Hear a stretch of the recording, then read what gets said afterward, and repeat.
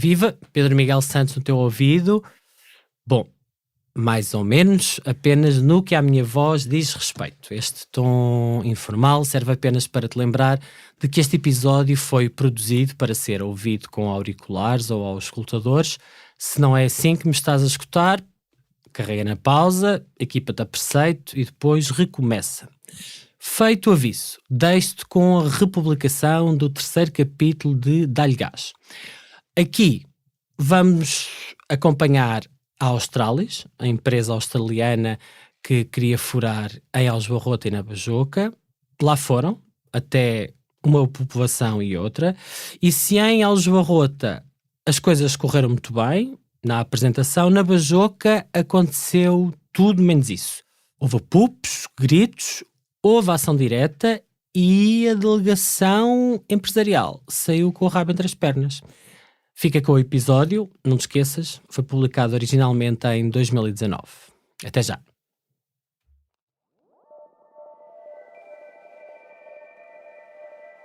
No último episódio de Dá-lhe Gás. Vim de propósito de Perth, na Austrália, só para estar aqui esta manhã. Gosto de pensar que isso enfatiza quão importante isto é para nós e porque é que, embora seja uma fase relativamente precoce neste processo, queríamos fazer isto. Garantidamente, algumas das minhas relativas preocupações estão, eu diria, pelo menos mais acauteladas, porque me quer parecer que há aqui um compromisso da empresa de ir pelo não fracking. Talvez a única novidade é que o próprio promotor assume que vai fazer estudos de impacto ambiental, ou seja, uma avaliação específica, em princípio para cada furo das concessões. Não vai ser tão fácil como eles pensam. A nossa posição é muito clara e temos que assumir solidariamente uns com os outros. É certo que somos uns mais afetados que outros, mas tem sido sempre muito clara, frontalmente contra. Meus senhores, tenho uma pergunta para vos fazer. Onde é que vai ser aqui na Bajoca feito um furo de gás? Um furo de gás. É um pau de 2 bicos. Porquê? Porque pelo ruído que anda aí de outros lados, isto pode ser bom ou pode ser muito mau, não sei. Aqui para mim ninguém sabe que o negócio está feito. Sinceramente aquilo no treino era meu. Era seu? Era meu, treino era meu. Afinal... treino era meu. Era relacionado com gás, não me disseram que eu fazia um furo de gás, não me disseram nada. Ai, não sabia que era um bom furo? Não me disseram que banho um furo de gás, me disseram que era relacionado com o gás. No último episódio ficámos a conhecer melhor a Australis. Como começou, quem são os seus quadros em Portugal e no estrangeiro. A 31 de outubro passado, a petrolífera australiana tornou públicas as suas intenções. Queria fazer 2 furos, um em Aljubarrota, no concelho de Alcobaça, e outro na Bajoca, no concelho de Leiria. Anunciou também que já tinha dado os primeiros passos para avançar com os estudos de impacto ambiental para cada um desses sítios. Mas até à data, quase ninguém na Bajoca sabia de tal plano. A não ser o antigo dono que vendeu o terreno, onde a empresa quer esburacar, e que nem sabia bem o que iriam fazer no seu antigo pedaço de terra. Se ainda não ouviste os 2 primeiros episódios desta série, para aqui e vai ouvir. Será mais fácil entender o que hoje vamos contar. Na Bajoca, em Leiria, as pessoas não sabiam que aí vinha a indústria do gás. As suas casas, locais de trabalho, os cafés e restaurantes onde comem, as igrejas onde rezam, os campos que cultivam, toda esta área foi concessionada, sem que se soubesse de nada.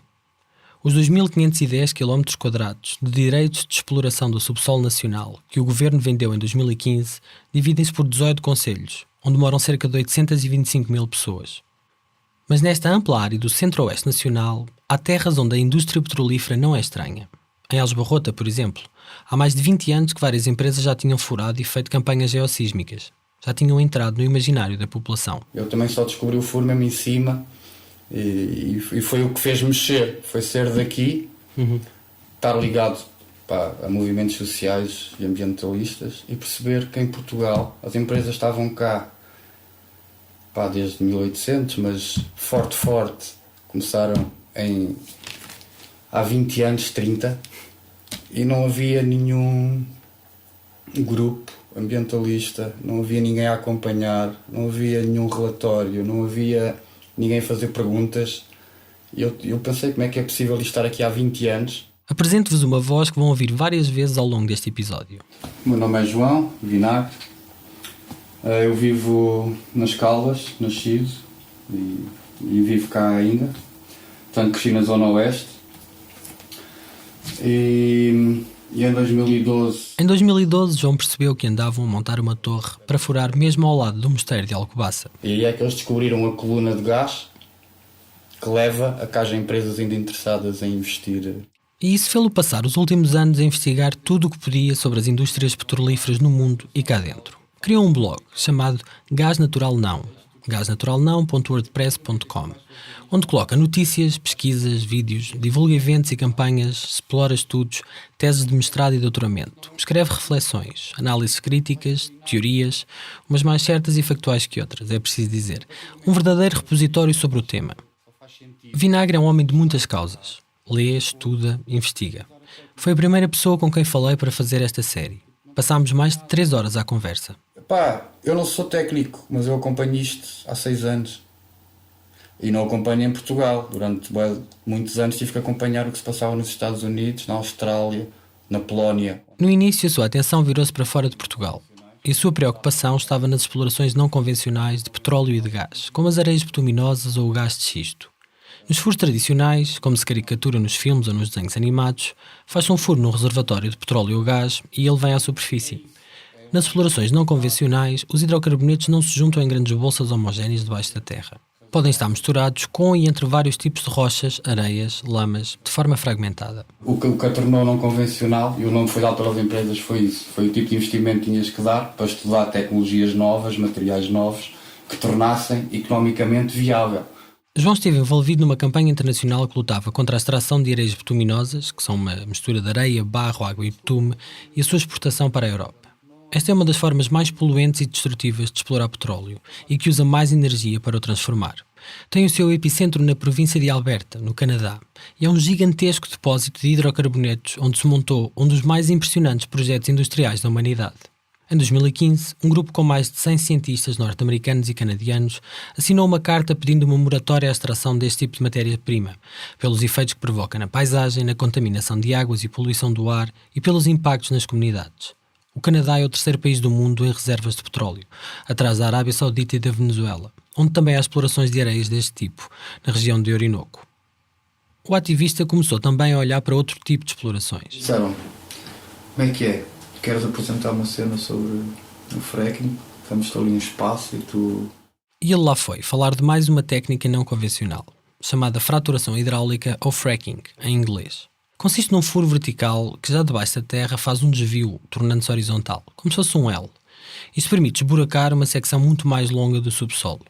Depois é injetada a alta pressão uma mistura de milhares de litros de água, areia e centenas de produtos químicos, de modo a arrebentar a rocha e soltar o gás ou óleo aí aprisionado. Essa mistura volta à superfície, os hidrocarbonetos são aproveitados e o que sobra de água, químicos e lamas é colocado em lagoas a céu aberto, muitas vezes abandonadas sem tratamento ou despejadas em lixeiras, provocando a contaminação de linhas de água ou aquíferos subterrâneos, como demonstra um estudo da Agência de Proteção Ambiental dos Estados Unidos, publicado em 2016.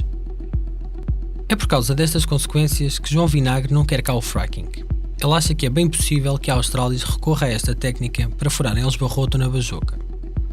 Não tirou esta conclusão do nada. Na verdade, parece até ter bastante lógica.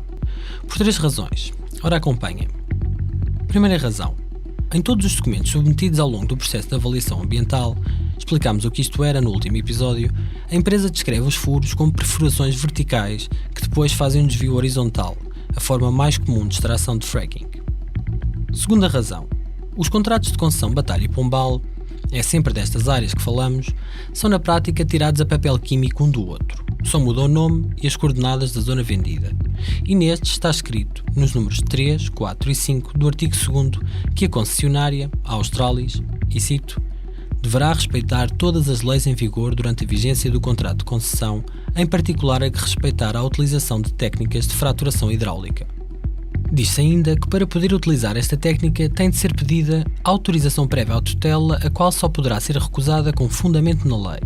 E ainda que se a tutela, portanto o Ministro ou Secretário de Estado com a pasta de Energia, não responder ao pedido no prazo de 30 dias, e cito, considerar-se-á o mesmo pedido como aprovado. Terceira razão.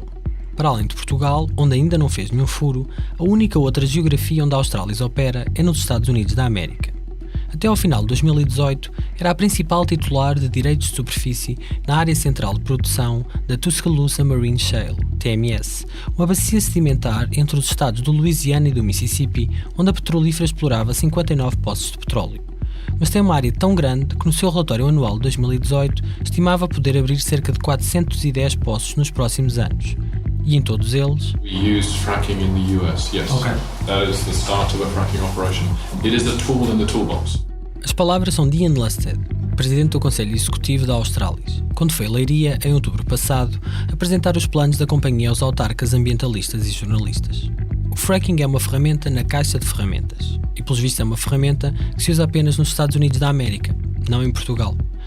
Resumindo, nos contratos assinados entre a Australis e o Estado português, a técnica de fraturação hidráulica não está proibida e diz-se que pode ser usada desde que autorizada pelo governo.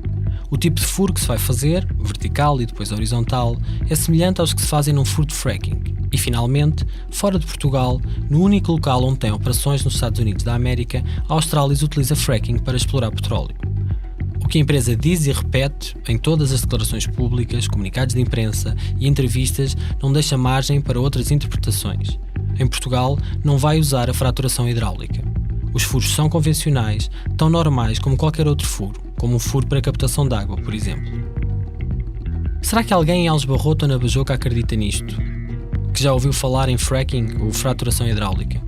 Que percebe o que isto quer dizer? E de que forma reagiram as populações quando a petrolífera lhes foi apresentar o seu projeto, cara a cara? Será que vão deixar os furos acontecer? A Padeira da Bajoca é o terceiro episódio da série Dá-lhe Gás. Seja toda a gente bem-vindo ao Fumaça. Eu sou o Pedro Miguel Santos.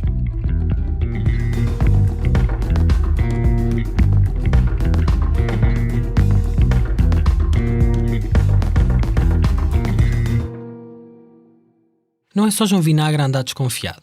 A maioria dos ambientalistas e ativistas anti-gases estão também. Terão as suas desconfianças razão de ser? Fazendo fé em toda a informação submetida pela empresa em documentos oficiais, não. Não há razões factuais para acreditar que haverá fracking em Alves Barrota ou na Bajoca. Mas a verdade é que acreditar na palavra de empresas petrolíferas é o mesmo que acreditar na palavra das tabaqueiras, antes de serem obrigadas a colocar nos maços de cigarros a frase fumar mata. Durante décadas, as empresas de fumo negaram que o tabaco causasse danos à saúde ou sequer provocasse cancro. Faziam publicidade prometendo maravilhas e gastaram milhões a promover a desconfiança sobre as consequências negativas dos seus produtos, num conluio de desinformação que ficou conhecido como a Operação Berkshire. Na indústria petrolífera, passa-se mais ou menos o mesmo. Há mais de 50 anos que as empresas de petróleo dos Estados Unidos da América têm conhecimento das consequências danosas que a queima de combustíveis fósseis traria ao sistema climático. E sabe-se hoje que nos anos 80, gigantes como a Exxon e a Shell tinham relatórios internos secretos que já indicavam de forma muito clara os danos que os seus produtos causavam no ambiente e no aquecimento do planeta. Não há evidências de que a Australis tenha este tipo de práticas, mas até ir explicar às populações, tintim por tintim, o que queria fazer, a desconfiança instalou-se. Sobretudo na Bajoca. Lá iremos mais à frente.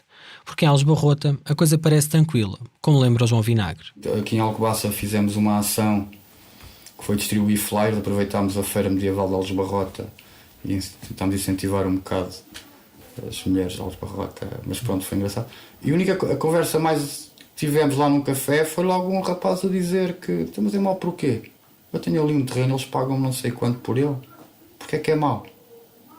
Ali o outro senhor alugou um terreno, não sei, um ano, recebia 3.000 euros por mês.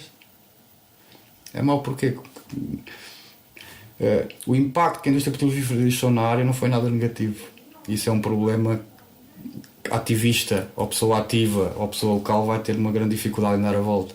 E o que é que se responde a esses argumentos? Não sei. Não é fácil. Não só andou ele e outros ativistas da campanha vestidos de padeiras de Alves Barrota, na Feira Medieval em agosto de 2018, como organizaram também sessões de esclarecimento e debate. José Lourenço Severino, o presidente da Junta de Alves Barrota, esteve numa delas, realizada em Alcobaça. As pessoas não estão motivadas, as pessoas querem que os outros trabalhem para eles, sabes? Mas acha que não os preocupa? Mesmo a questão das águas ou dos impactos? As pessoas que, portanto, tudo o que é formado, tudo o que tem conhecimentos reais, preocupa. os outros ninguém saberam. Fizeram uma reunião ao passo, anunciaram na rádio e tudo. Apareceram lá no máximo 20, mas lá os Barrotas só tive eu e mais dois ou três. João Vinagre percebe bem as dificuldades de lutar contra empresas tão poderosas. Eles estão aqui há 20 anos, hein? E quando a gente está aqui há 2 anos a falar com as pessoas, as petrolíferas têm 20 anos de trabalho com a população ali. E então...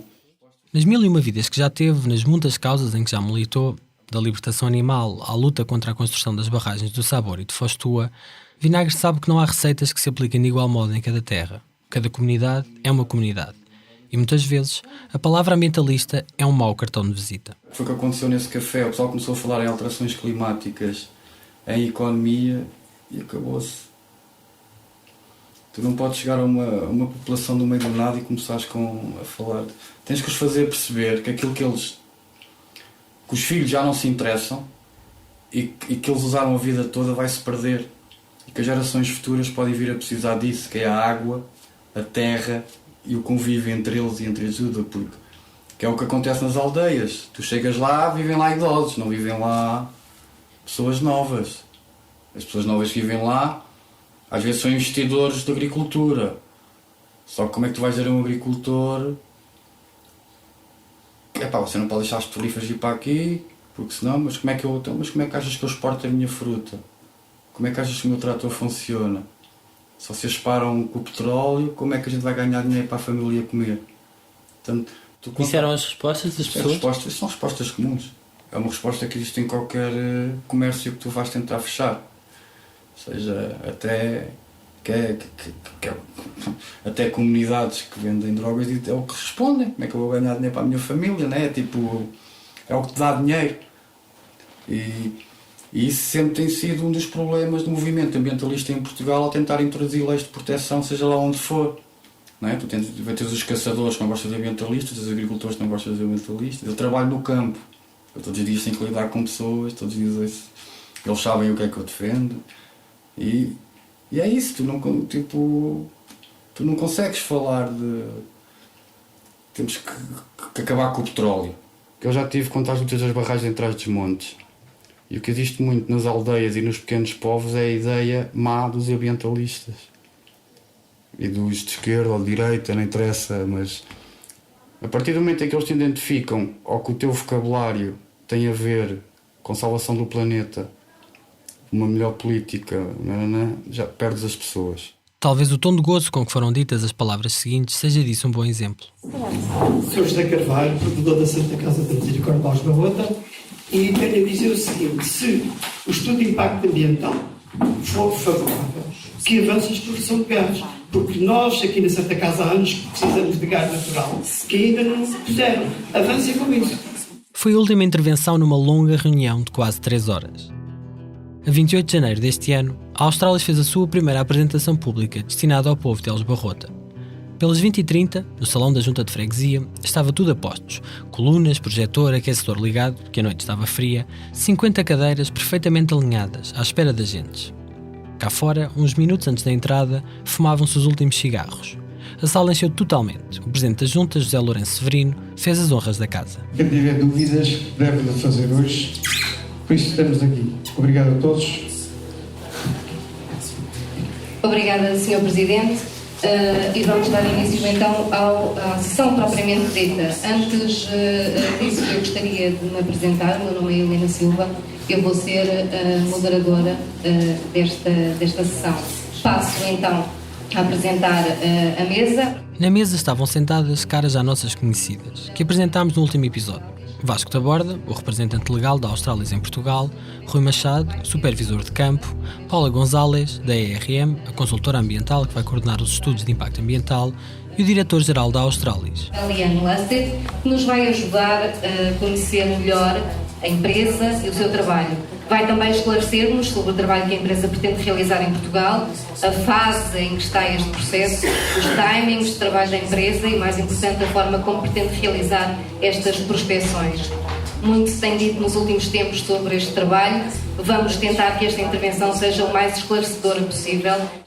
A alusão ao muito que se tem dito nos últimos tempos sobre este trabalho e a direitinho aos ambientalistas por dizerem, e muitos hoje ainda dizem, que vai haver fracking em Aljubarrota e na Bajoca, e por não acreditarem que esta técnica não seja utilizada. Na sessão desta noite, em cima das cadeiras, havia um panfleto da empresa a explicar o que queria fazer. No verso lia-se: a Australis não está a planear estimular estes poços através de fraturação hidráulica. Serão utilizadas técnicas convencionais. A empresa não solicitou nenhum tipo de aprovação para técnicas de fraturação hidráulica ou fracking. Mas por que raios está esta referência nos contratos? Em outubro, quando a Australis fez a primeira reunião só para autarcas, ativistas e comunicação social em Leiria, no Hotel Aerosol, quis esclarecer este assunto. Vasco Taborda, o advogado da empresa, foi quem me elucidou. Eu tratei dos contratos na altura e foi uma imposição do Ministro do Ambiente de então. Quando diz o Ministério, estamos a falar na altura do Ministério do Ambiente e da Energia, a Entidade Nacional para o Mercado dos Combustíveis, que foi a entidade que assinou o contrato, o Dr. Paulo Carmona, foi a entidade nacional ou foi o Ministério? São duas entidades diferentes. Esta necessidade de querer o fracking lá, portanto, é uma imposição do Ministério do Ambiente à altura. Foi transmitido na altura. E foi mesmo uma imposição de Jorge Moreira da Silva, Ministro do Ambiente, Ordenamento do Território e Energia, que hoje é Diretor-Geral de Desenvolvimento e Cooperação da Organização para a Cooperação e Desenvolvimento Económico, a OCDE. Contactei-o, tentei um encontro pessoal, mas só foi possível falar por e-mail. Escreveu-me e cito: recordo-me de ter exigido que a NMC incluísse nos contratos que iria assinar uma disposição que obrigasse os projetos que recorressem a fracking a realizar avaliação de impacto ambiental logo nas fases de mapeamento e prospecção e não apenas antes da exploração. Isto é, esta norma contratual é mais exigente do que aquilo que a legislação estabelecia e colocou Portugal como o país europeu com os contratos com as regras mais apertadas para a realização de fracking. Felizmente. Fim de citação. Moreira da Silva não é uma pessoa qualquer no que às políticas de ambiente e às alterações climáticas diz respeito. É formado em Engenharia Eletrotécnica, área de energia e um valioso quadro do PSD. Foi presidente da JSD e vice-presidente do PSD. Entre 99 e 2003 foi deputado ao Parlamento Europeu e nessa qualidade foi relator, negociador e autor da diretiva que estabeleceu o Sistema Europeu de Comércio de Emissões de Gases de Efeito de Estufa, aprovada em 2013. Entre 2006 e 2009, foi consultor do Presidente da República nas áreas da ciência, ambiente e energia, do Banco Europeu de Investimento e da Comissão Europeia na área da biodiversidade e das alterações climáticas. Em 2011, fundou o think tank Plataforma para o Crescimento Sustentável, composto por uma maioria de ex-dirigentes e simpatizantes do PSD, tendo sido o presidente da direção entre 2011 e 2013 e novamente a partir de 2015, até ir para a OCDE. Entre 2009 e 2012 foi diretor da área de Economia da Energia e das Alterações Climáticas do Programa das Nações Unidas para o Desenvolvimento, em Nova Iorque. Este Moreira da Silva, conselheiro e especialista internacional, é o mesmo Moreira da Silva ministro que permitiu que se fizessem as concessões de Batalha e Pombal. Mas na questão do fracking, quem operacionalizou as coisas foi o seu secretário de Estado, como me escreveu no e-mail, e cito: confesso que não domino todos os detalhes, dado que o tema da geologia estava delegado no secretário de Estado da Energia, Artur Trindade. Talvez valha a pena contactá-lo. Fim de citação. Assim fiz, mas não consegui nenhuma resposta.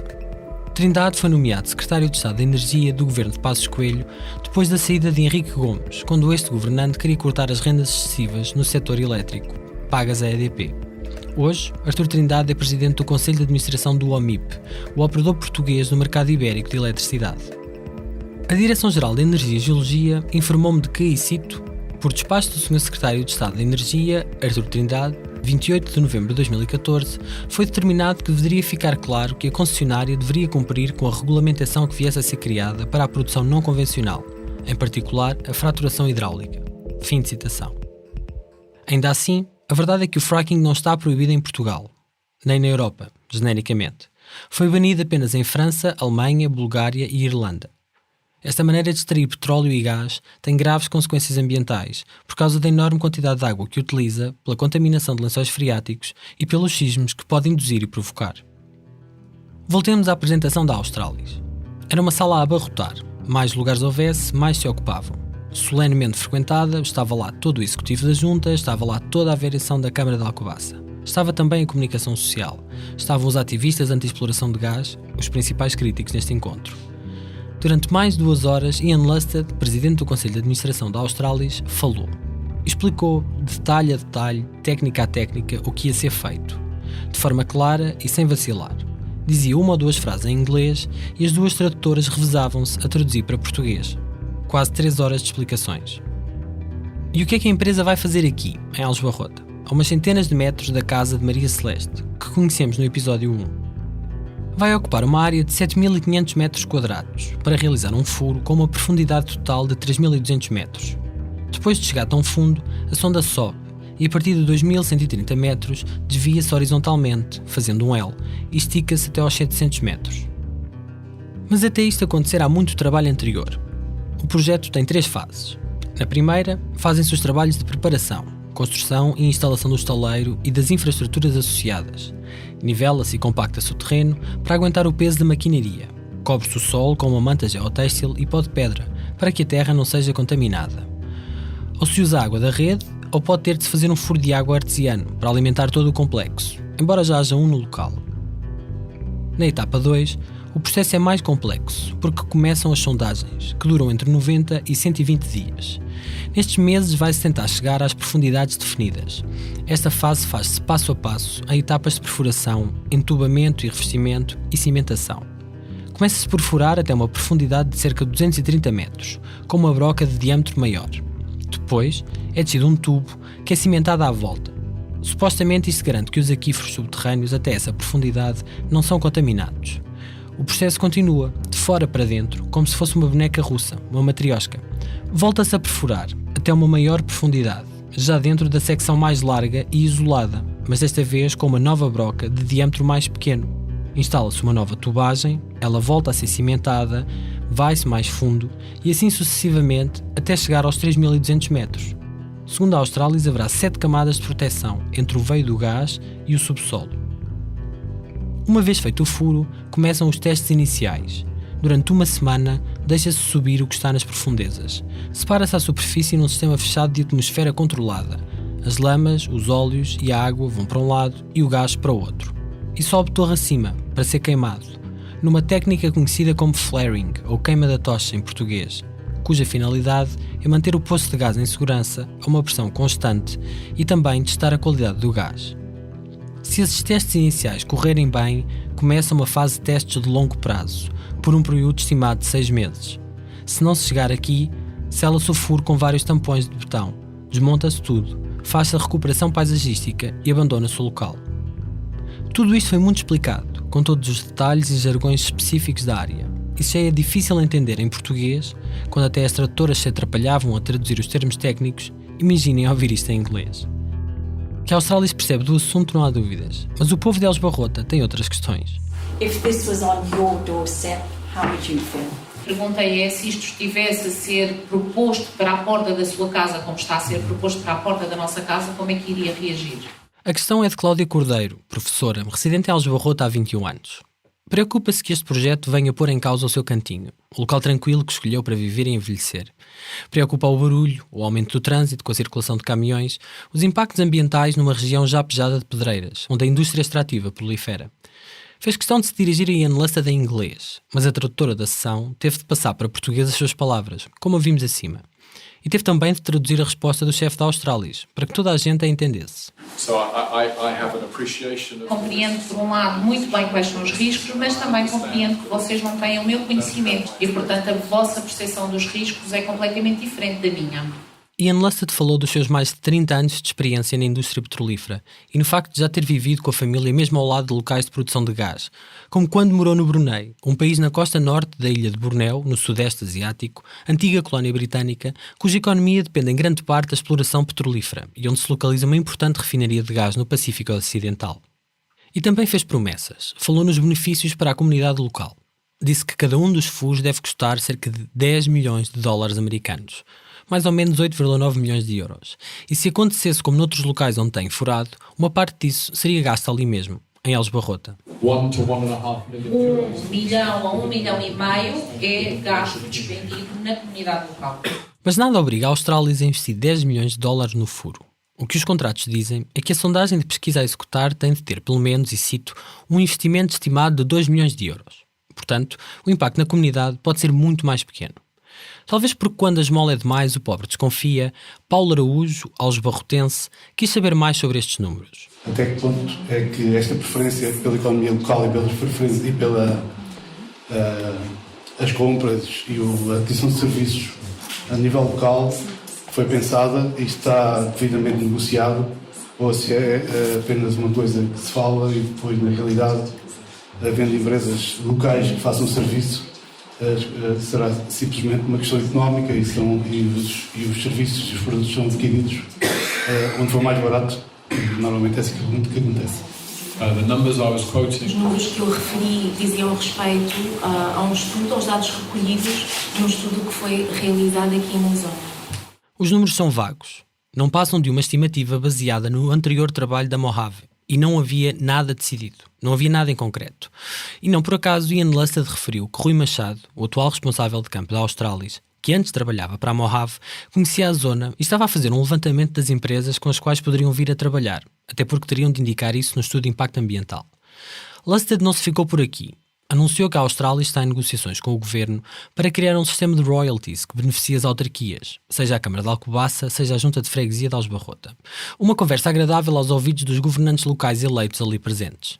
O presidente do município, Paulo Inácio, do PSD, queria mesmo era a garantia de que, se avançar a exploração de gás, a Australis muda a sede de Lisboa para Alcobaça. Se houvesse descoberto, obviamente, teria que ser a sede de Alcobaça e, como tal, a parte da derrame iria para o município de Alcobaça. Esta é uma reivindicação antiga, de há vários anos. Quando a Mojave e a Galp queriam furar ao lado do mosteiro em 2012, eles já defendiam o que defendeu nesta noite. Se isto acontecer, a derrama, um imposto municipal sobre o lucro tributável das empresas que pode ir até 1,5%, vai direitinha para os cofres da autarquia. Mas para além dessas questões tem que haver outras contrapartidas para a comunidade. Contrapartidas para melhorar a sua qualidade de vida. Só que esta ideia das contrapartidas e dos royalties sofre do mesmo mal de que padecem todas as promessas. Mas não está absolutamente nada definido, nada falado especificamente relativamente ao Sul. Para já, o que se sabe do que a Australis investiu em Portugal vem dos seus próprios anúncios. Num comunicado enviado às redações em novembro passado, a empresa dizia que desde 2005 investiu, e cito, mais de $500 mil em trabalhos de estudo do subsolo. Este número redondo, perto de 450 mil euros, diz pouco, porque não se consegue perceber se tudo aquilo que a empresa tem de pagar ao Estado, nas datas a que está obrigada por contrato, tem sido liquidado. E como é que podíamos saber? Perguntando à entidade que assinou os contratos, a ENMC, Entidade Nacional para o Mercado dos Combustíveis. Acontece que em agosto passado o governo trocou o nome à ENMC, agora chama-se ENSE, Entidade Nacional para o Setor Energético, e alterou-lhe as competências. A este novo organismo cabe agora fiscalizar todo o setor energético. Se fiscaliza, não pode promover. E assim, as competências de prospecção, pesquisa e produção de petróleo e gás natural passaram para a Direção-Geral de Energia e Geologia, a DGEG. Nesta passagem de pasta, desapareceu do site da defunta ENMC, agora ENSE, toda a informação sobre pesquisa e exploração de petróleo e gás no país. Neste momento, não há nenhuma entidade pública que disponibilize online, de forma transparente e acessível a qualquer cidadão ou cidadão, informações sobre o tema. Fizemos à DGEG várias questões sobre o cumprimento dos contratos. Em novembro de 2018 e março de 2019, pedimos para consultar os processos que envolvem as concessões Batalha e Pombal. A resposta enviada no ano passado, a deste ano ainda não teve retorno, foi a seguinte, e cito: encontram-se no arquivo técnico-científico, de momento não disponível, pois encontra-se a decorrer o processo de transferência da então ENMC para a DGEG.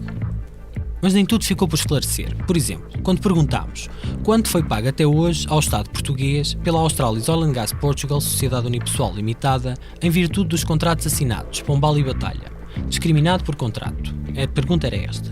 A DGEG informou que, e cito, em ambos os contratos foram pagas rendas de superfície e taxas previstas na lei, bem como as contrapartidas previstas em contrato. Fim de citação. Ou seja, continuamos sem ter um número. Não sabemos. Fazendo as contas ao que está previsto nos contratos, até ao final do ano 4, que termina a 30 de setembro deste ano, 2019, a Australis tem de ter entregue ao Estado português 188.250 euros em rendas de superfície e 248.000 em contrapartidas. Se a isto juntarmos os 20 mil euros pagos em 2015 pela celebração de cada contrato, portanto, Batalha e Pombal, chegamos a um total de 476.250 euros. Pelo menos isto terá de entrar nos cofres do Estado Central até setembro de 2019.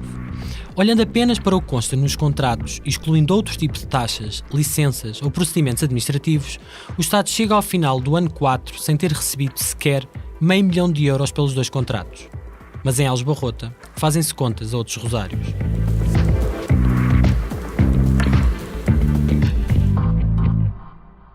No deve e no haver do que fica na comunidade, foi Ana Grave, vogal da Junta de Freguesia de Aljubarrota, que fez a conversa descer à terra. Queria saber o que a empresa vai fazer aos detritos resultantes do furo. E por detritos entenda-se às águas, lamas e demais resíduos resultantes de uma operação que pode levar vários meses e trará à terra dezenas de pessoas. Onde, como, por quem, para onde é que eles vão? Porque eles são produzidos aqui, mas têm que ir para algum lado. Ups! Espero que não seja para cima de mim. Embora vá levar com eles, provavelmente. Era só. Muito obrigada. Ian Lusted garantiu que tudo teria de ser explicado e definido no estudo de impacto ambiental, desde o fim a dar às rochas extraídas até ao que fazer aos esgotos das casas de banho, bem como que empresas iam contratar para tratar desses assuntos. Não disse, por exemplo, que tipo de fluidos vão ajudar as brocas a entrar terra adentro. Só depois de feito o estudo de impacto ambiental se saberá se esses fluidos serão à base de água ou óleo e que tipo de químicos os vão constituir. Mas o certo é que vão originar muitas lamas, como aquelas que invadiram os pomares do Henrique e da Maria, no Mogo, de que falámos no episódio 1. E por isso tem de ser construída uma lagoa impermeável para depositar todos esses líquidos.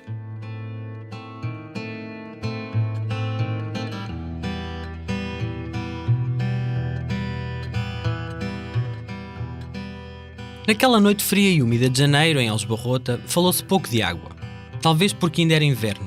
Talvez porque ainda não estivesse claro que no primeiro mês do ano a quase totalidade do território continental já estava numa situação de seca moderada ou fraca. Segundo o Instituto Português do Mar e da Atmosfera, o IPMA, o valor médio da quantidade de precipitação correspondeu a cerca de 50% do valor normal, sendo o 6 de janeiro mais seco desde 2000. No final de fevereiro piorou. Verificou-se um aumento da área em seca em relação ao final de janeiro, com todo o território em seca meteorológica.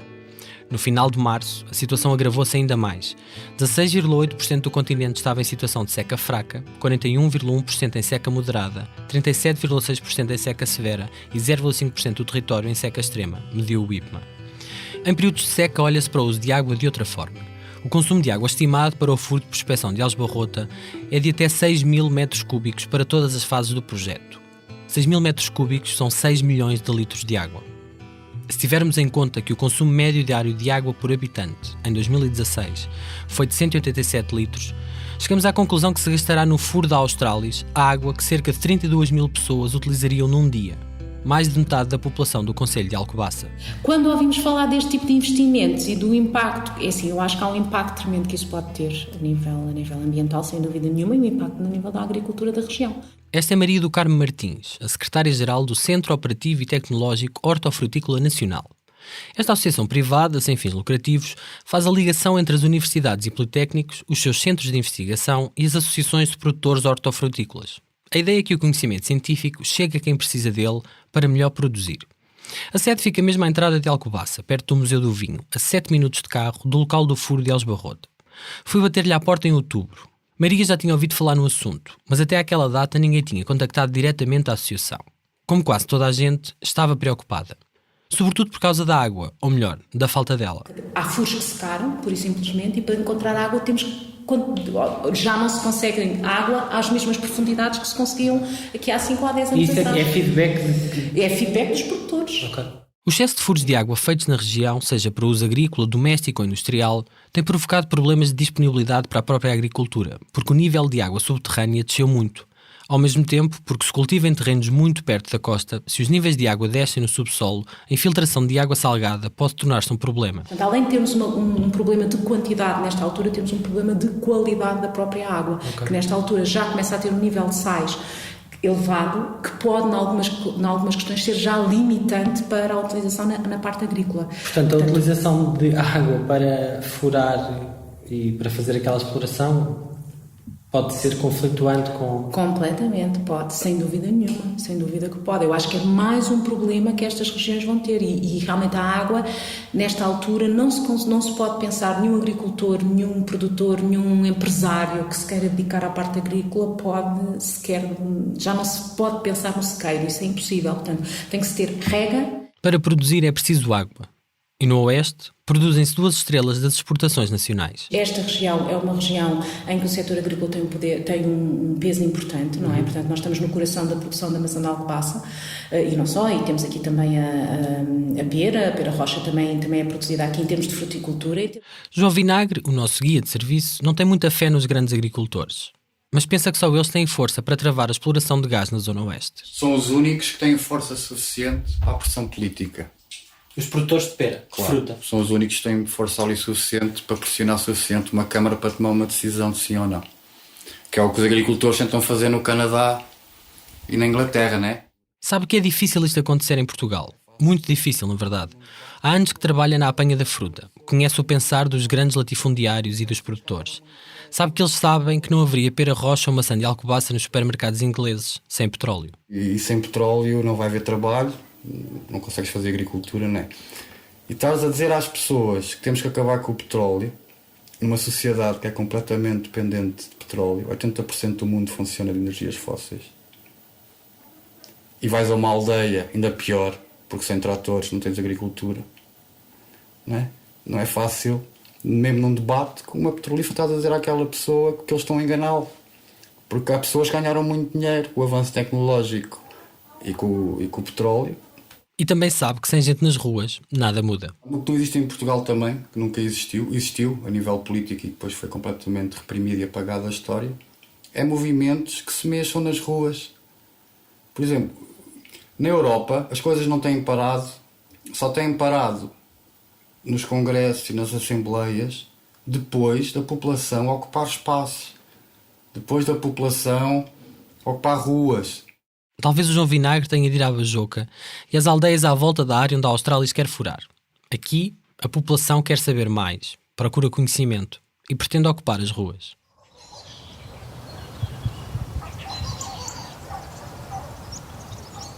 (16 de dezembro de 2018).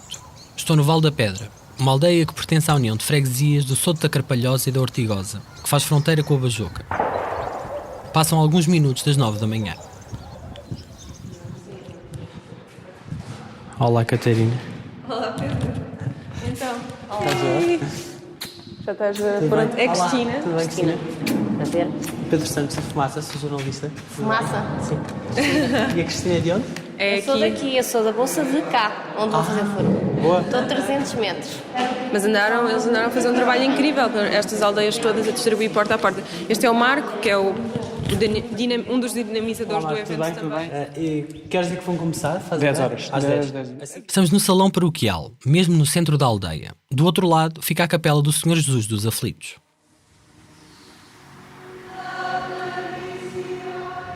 Foi ampliada e restaurada em 1992, mas Dom Serafim de Sousa Ferreira e Silva, à época bispo de Leiria Fátima, só a benzeu e inaugurou em 1997. Parece mais uma igreja que uma capela. E lá dentro celebra-se a missa dominical. Entro.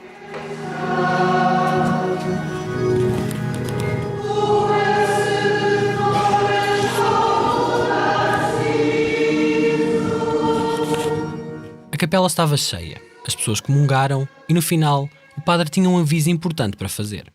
Depois, ainda também sabemos que está a cobrar muito para fazer exploração de gás aqui na Venezuela, está muito para receber assinaturas contra esta exploração. Claro, nós não estamos informados sobre isso, por isso faço um favor quem quiser naturalmente passar, tentar questionar se havendo exemplos de haja essa possibilidade de vai afetar a nossa questão também, por isso mesmo estará alguém certamente para com entusiasmo dar as suas ideias. Os senhores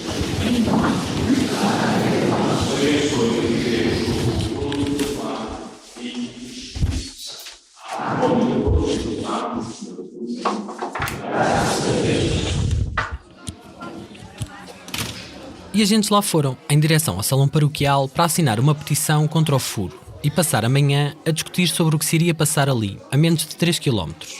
Dentro do pavilhão havia 2 faixas, com as frases contaminação da água não e nem fracking nem convencional, renováveis sim. Emília Ramalhais Domingos, moradora local, foi lá para dar o seu apoio à causa. Eu vejo que as pessoas estão preocupadas com as águas e com o ambiente e com os barulhos, talvez, não sei.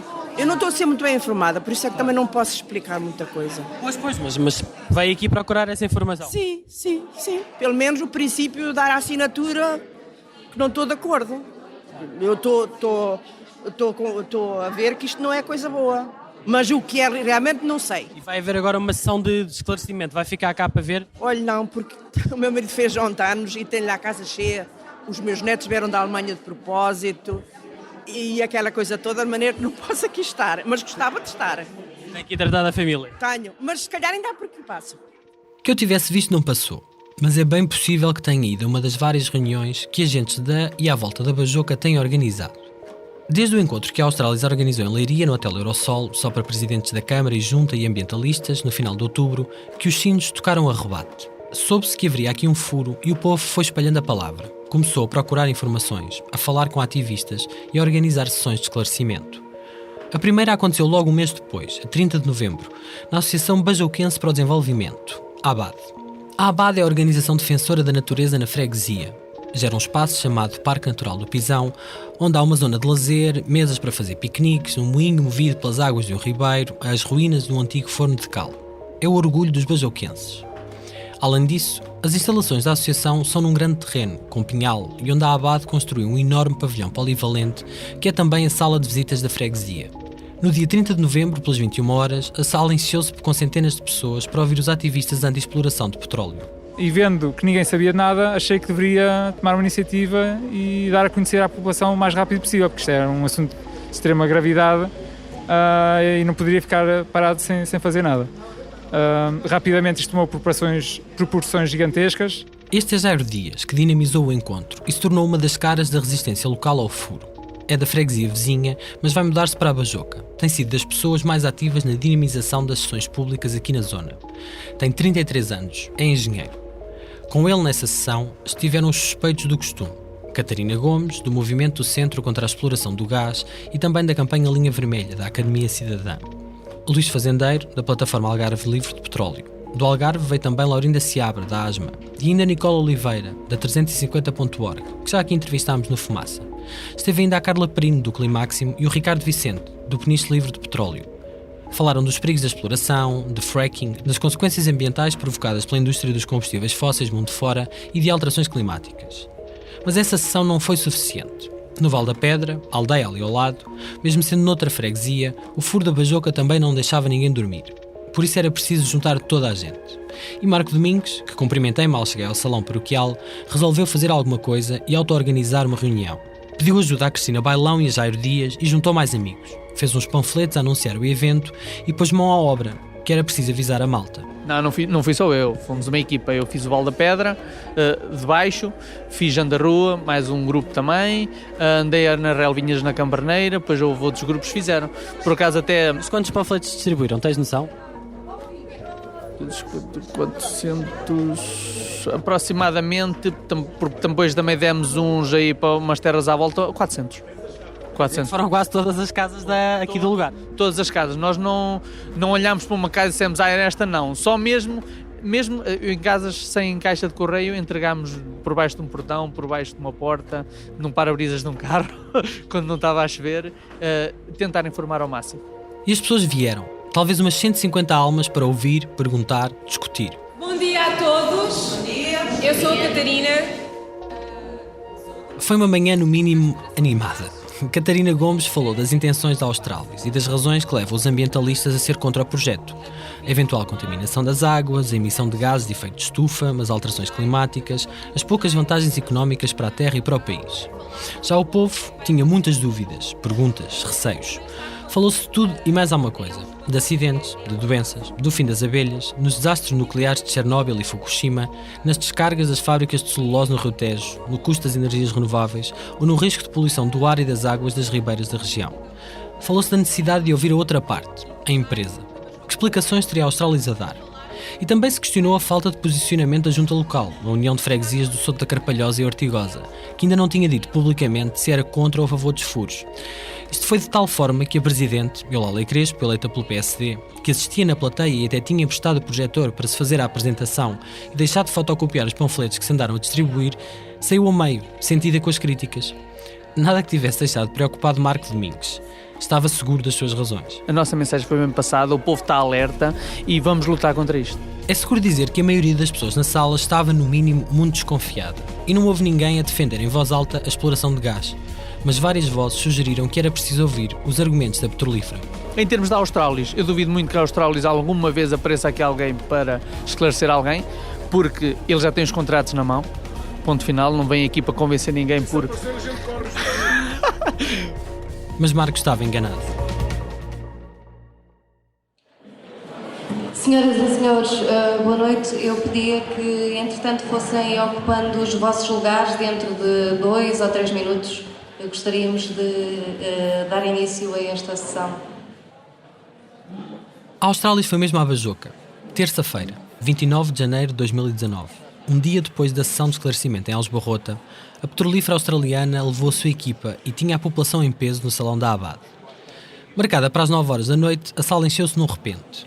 Certamente mais de 500 pessoas passaram por ali durante as mais de 4 horas que durou o encontro.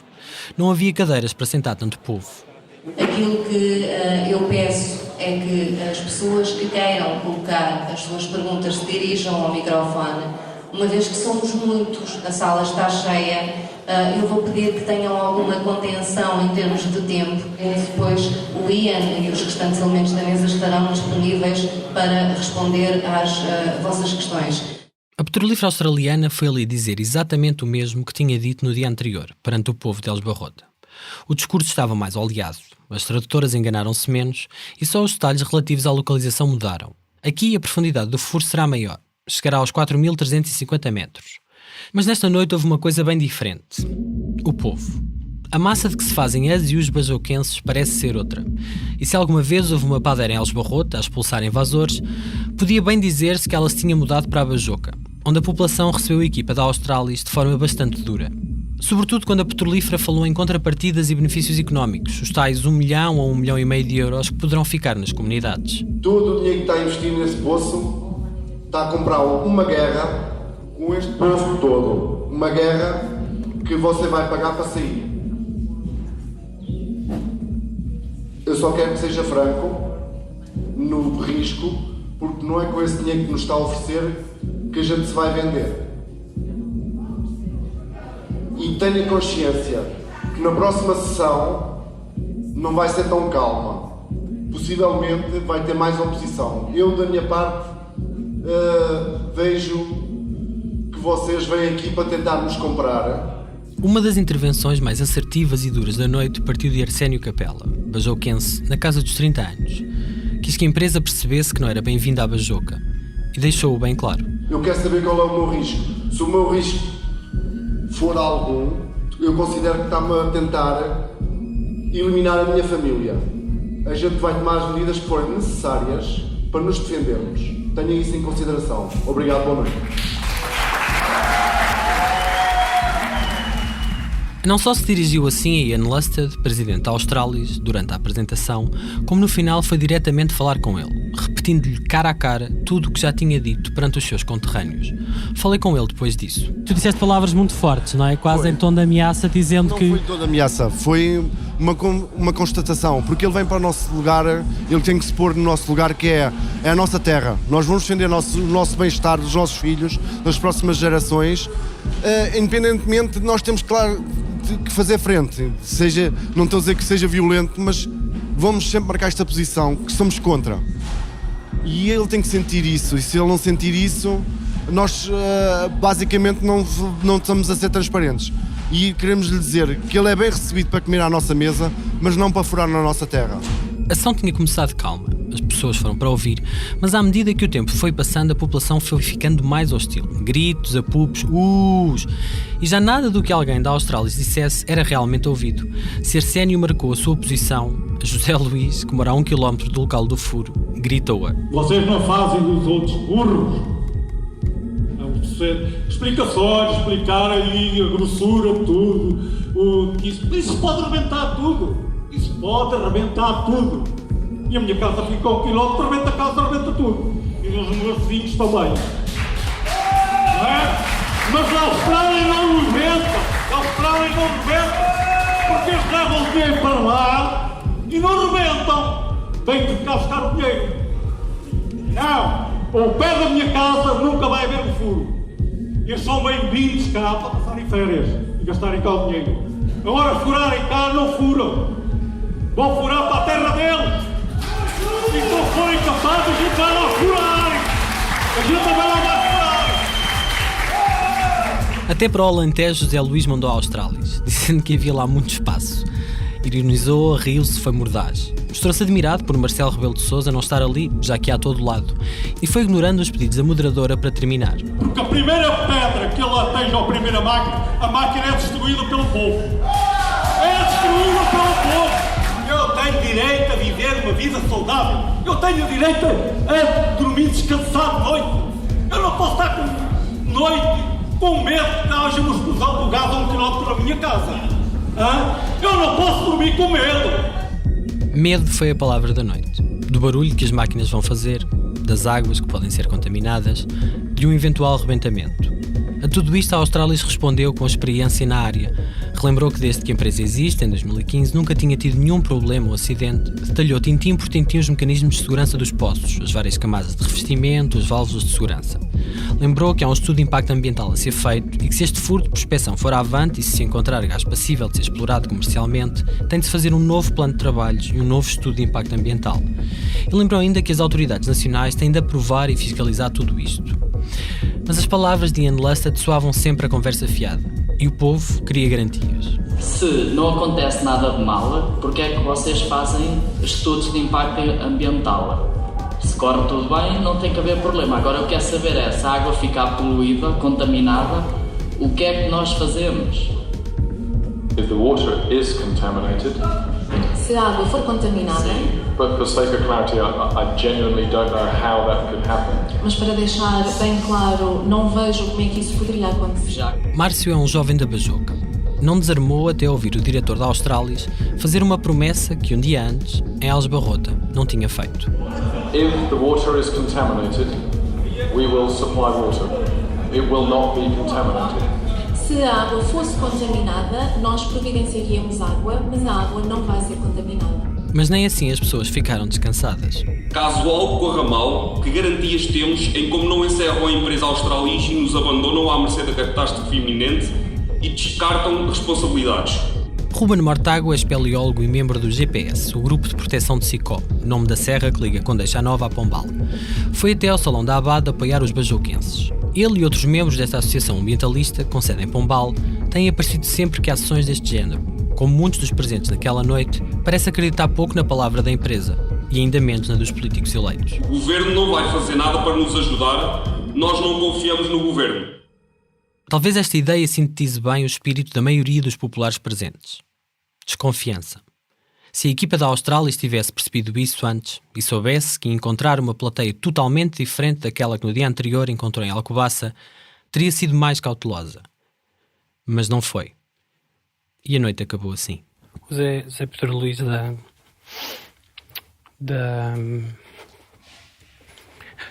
da Cunha Vaz Associados veio agora ter connosco, estava a conversar com o Presidente da Junta e veio dizer que furaram 2 pneus do carro dele aqui na sede da Abade e, portanto, neste momento foi lá o Presidente da Junta para verificar, mas as pessoas que estavam aqui.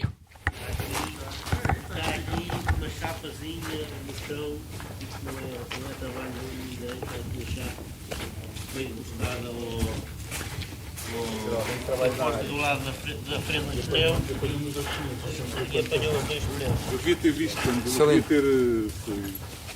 Foi já. Tchau. Tchau, fica Foste bem. tu, pá! Zé Luís, queres dizer-me o que é que aconteceu? Não vais prestar declarações? Não, diz-me só o que é que aconteceu. Não vou estar a gravar, não vou falar. Ok. Acho que o Presidente da Junta está a ligar à polícia e o que aconteceu foi que fizeram uma chapa horizontal com um pequeno triângulo que furou os pneus do carro. Eu tentei que o Zé Luís me comentasse o que tinha acontecido. O Zé Luís Pedro, que é assessor da Cunha Vaz, e que esteve aqui a noite toda, que esteve na sessão de ontem, e ele, não quis comentar. Perguntei ao presidente da Junta da Bajoca, Pedro Pedrosa. O que é que se passou? Furaram os pneus dos carros dele. Isto é porco, isto não é trabalho. Não é trabalho. Mas estava a falar com a GNR, vem a polícia? Não, vai agora a polícia. Como é que os homens vão para casa? Não, isto é salvejaria. O que é que fizeram tu que é? Olha ali, dá cá ver.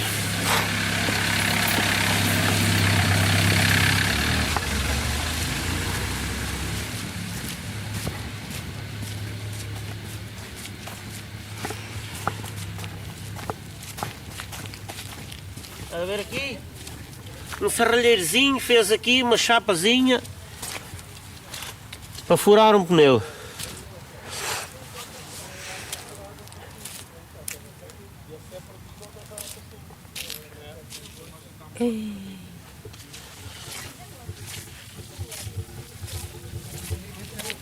E furou. E furou dois. Os dois carros. Há de 2 carros? 2 carros.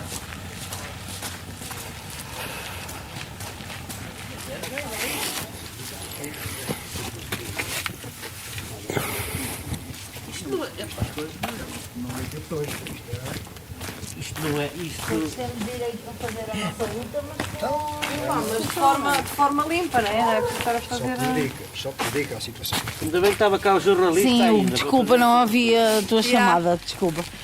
Aqueles carros que ali estão são os deles, não é? Estão parados. Foi o carro. Leva ao hotel ou eles vivem em 2 carros. Sim. Foi os 2 carros.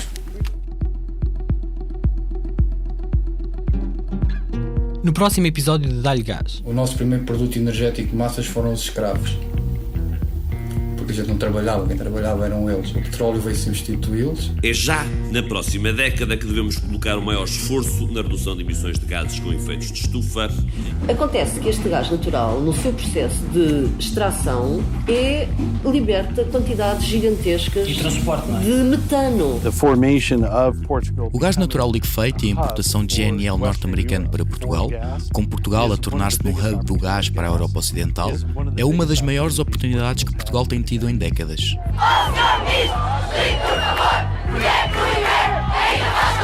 Um elemento de especulação financeira pura, que é isso que estamos a falar, sem trazer um valor acrescentado para o nosso território. O futuro da Bajoca pertence aos bajoquenses. A nossa vontade e convicção são insuperáveis. Esta série foi escrita por mim, Pedro Miguel Santos. O Ricardo Esteves Ribeiro fez a edição. O Bernardo Afonso fez a edição de som e compôs a banda sonora original que acompanha toda a peça. O Frederico Raposo ajudou nas transcrições. Fazem ainda parte da equipa Fumaça, Ana Freitas, Joana Batista, Margarida David Cardoso, Maria Almeida, Mota Fixe, Sofia Rocha, Tomás Pereira e Tomás Pinho. A Padeira da Bajoca é o episódio 3 da série Dá-lhe Gás. O 4º e último episódio será publicado neste feed na próxima terça-feira, 14 de maio. As pessoas que hoje fazem parte da comunidade de Fumaça já têm acesso à série completa. Se quiseres ouvir o último episódio antes do dia 14, junta-te e contribui em fumaca.pt/contribuir, ajudando a que o Fumaça seja um projeto de jornalismo financiado por quem nos ouve. Como tu. Até já!